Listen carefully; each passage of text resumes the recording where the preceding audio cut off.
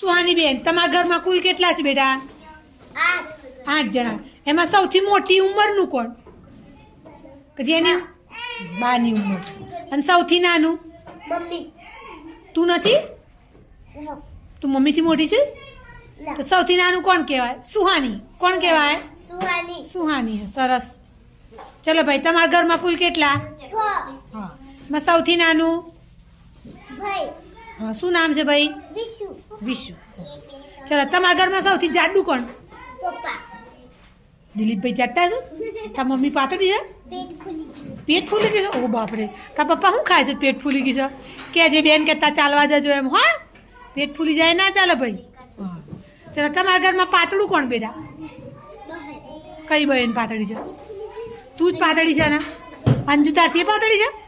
હે હાલ કે જે અંજુને દૂધ પીવે એમ. હા. ચલો, તમારા ઘરમાં કુલ કેટલા?